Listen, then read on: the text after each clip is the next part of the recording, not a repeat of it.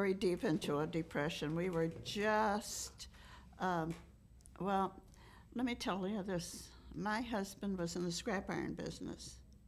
And 1934 was when we actually started having business again.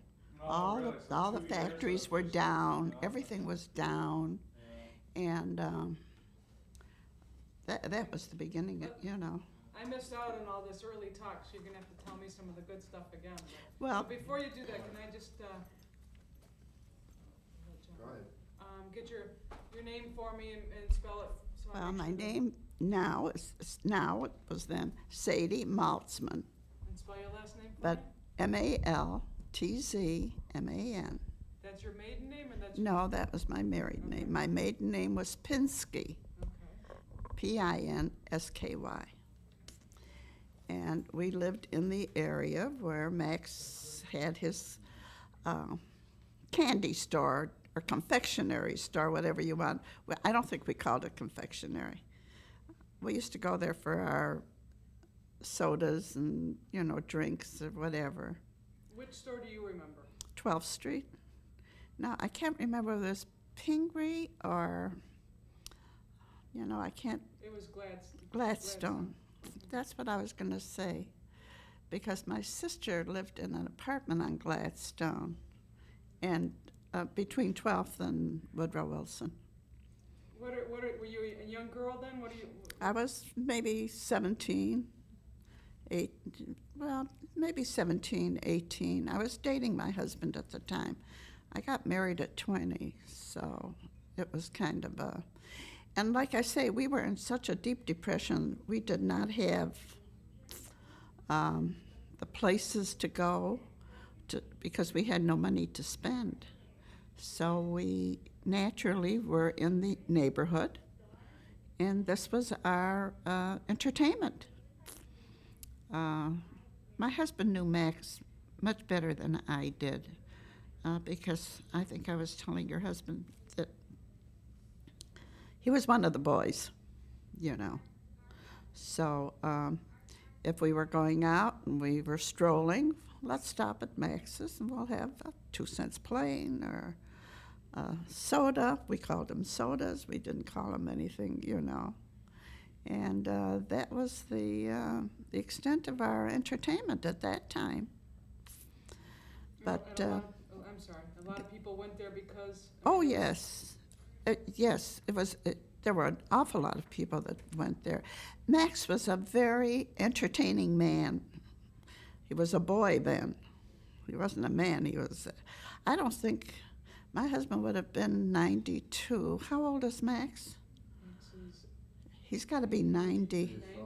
He's got to be 90 or 91, because he was one of the boys. I know. Now the store was owned by Max's brother. Nathan. That's right. My grandfather. Yeah, it was owned by his brother. That's right. Do you remember anything about? No, I don't. No, I really don't. I think I remember Max more because he was more associated with my husband. So whenever we were there, it was in friendship with Max. I'm trying to recall whether they had a table in the back of the store and they used to play pinochle there. I'm trying to recall it, and I can't. I don't want to say it because but I think that was one of the attractions that my husband went for anyway.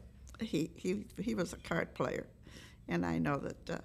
But Max was very. He was acting all the time, with his singing and his jokes and knew everybody. He really knew everybody.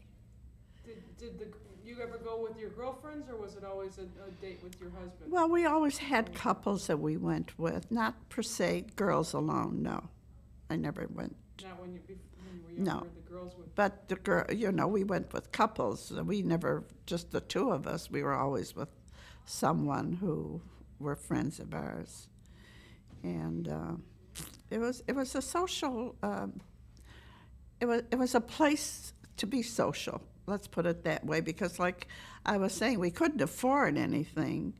where we would have had to spend any kind of money. So we stayed more or less around the neighborhood. Cream of Michigan, you know. Boweski's used to get a corned beef sandwich for 15 cents, and then you split it. And that was the time of our young years. I mean, as far as I can remember. What was the neighborhood like? 12th Street. I've heard lots of stories about it being. I would say a middle-class people. I don't think anybody wealthy lived there. There were other areas. There were a lot of areas on Oakland, you know, Westminster and all of those streets. But I would say we were more middle class, you know. And I got married on Taylor and Woodrow Wilson in '32. And then my parents moved to Hazelwood and Woodrow Wilson, which was right across from the Hutchins School. It was right there. So it was basically the same area, and we stayed pretty much in the same area even after we were married. Then we moved to, you know, Hazelwood and west of 12th Street, and that was the area. But the thing I remember mostly about Max was the fact that when we went out on a date, or don't call them dates anymore. I mean, at that time we didn't call them a date. We would get together with friends, and that's where we eventually ended up. So that's really all that I can recall. But as far as just the way the community was in those days, and how families all worked together in the stores, do you remember anything about the? Well, like I say, money was of an essence at the time, and none of us had the kind of money that we felt we could squander, or because nobody was working. I was working. I was making $30 a month. I was private secretary to a landscape architect for $30 a month, and that was enough money to keep some of us going. But of course, I never had enough money to spend it on a boyfriend or anything. It was a necessity for my family. But we had a good time. We enjoyed it. I mean, it was a form of entertainment for us. We'd sit there and kibitz and listen to all the stories and songs, and that was the whole thing. Do you remember any characters or unusual, regulars that you kids used to see, or that you would? Truthfully, no.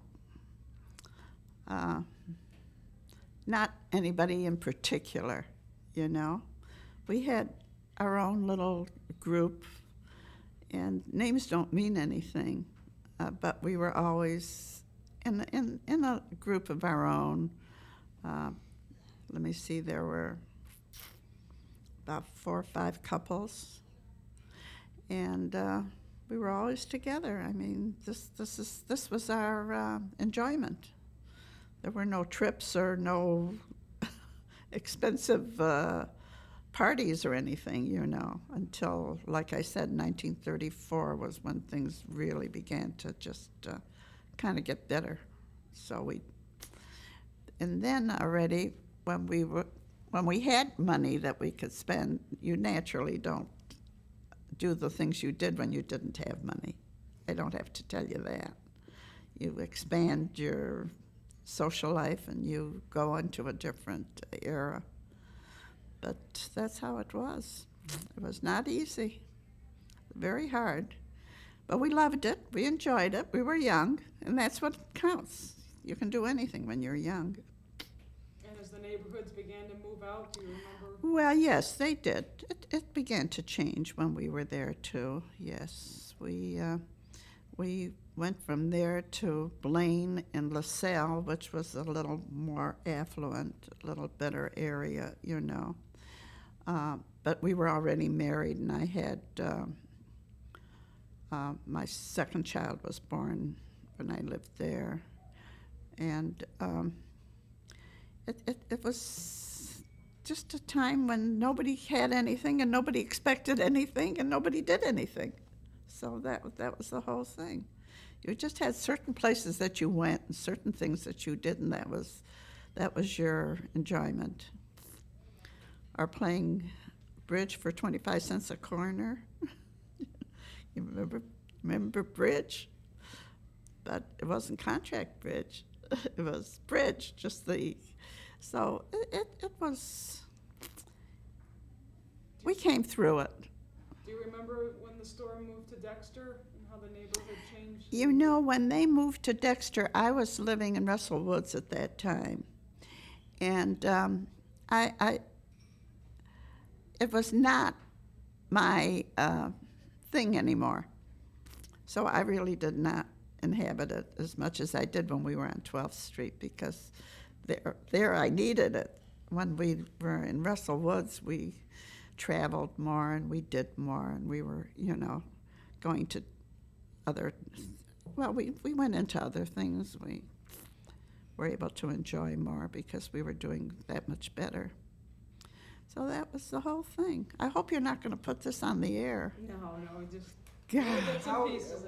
After Detroit, you moved out to the suburbs, I take it? Yes, well, we moved to Russell Woods, which I said, and then from there we moved on to Oak Park. Okay. And your life was different.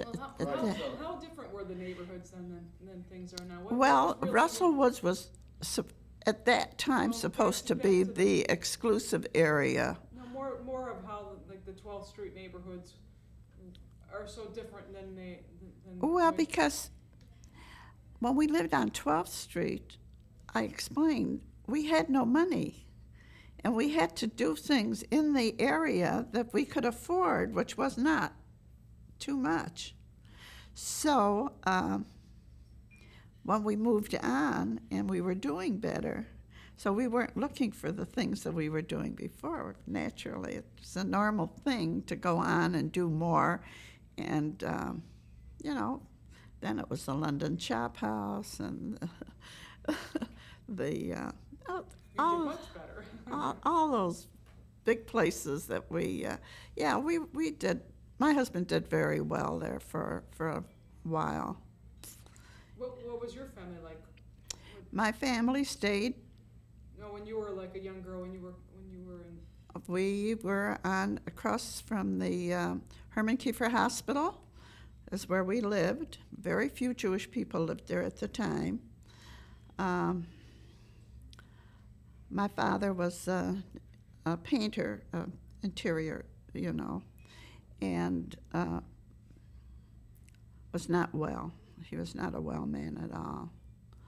And things got a little sticky for us too, And so really my youthful days were not one of traveling, or we really didn't do that until, like I said, I already had 2 children. My third one was born in Russell Woods when we lived out there. And my children are pretty far apart, too. I had a 16-year-old when I had my youngest one. My daughter was 16. So she was probably sneaking over to Dexter and you didn't even know it.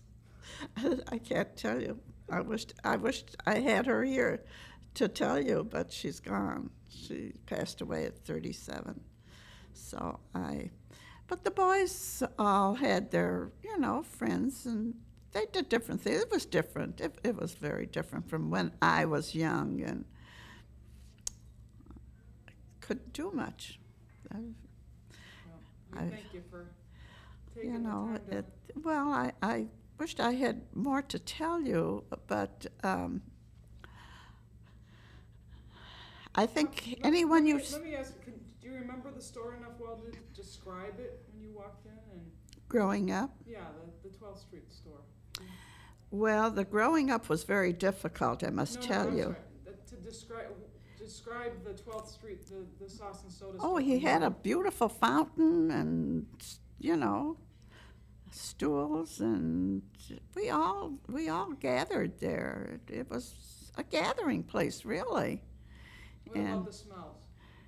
I'm just trying to describe it for us, because we don't have No. any pictures of what it really looked like. No, I don't think anybody was smoking too much. They couldn't afford it. But My husband used to walk from could you smell Ferry. Could you smell the chocolate when you walked? Yes, of course, that was part of it. Tell me about that. Well, what can I tell you? It was all there. It was there for you, and it was something that we enjoyed, naturally, and something that everybody partook in, because this was our entertainment. I can't tell you anymore. We did not go to movies too much. 15 cents to go to the movies was really too much. So occasionally we went to a movie, but not too often. And like I say, we were all in the same boat. I mean, my friends were. I don't know about other people who probably had more and could have done more at the time, but I know we couldn't. We had about, my husband was friends from the time he was bar mitzvahed with 4 other men, 4 other boys. And I must tell you that I'm still very close friends with, they're all gone, with one of the wives who is still here. And our social life was this, you know, we were all in one little group. We all did the same thing. There was nothing else to do. We went to work when we were very young. I think I was 14 years old. I worked at Neisner's dime store on Saturdays. You know, it was a very hard life. But we didn't think it was hard at the time. We were young, and we knew that we had to do these things too.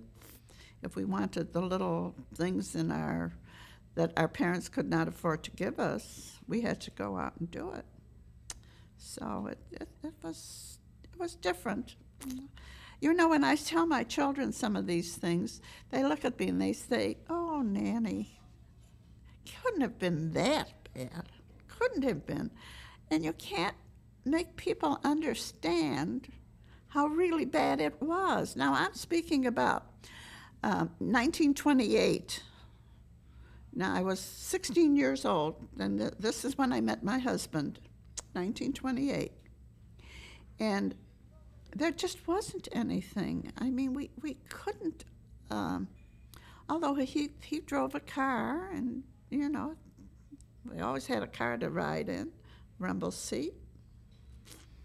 And for some reason, we always found enough money to buy gasoline, which probably, I can't tell you how much it was at the time, but I know it wasn't much. So that was the whole thing. It was a very interesting. I don't think anybody today could, well, things are completely different, you know. So that was the whole thing. Okay, well, thank you so I much. hope I was No, of it was very nice of you to. some help. And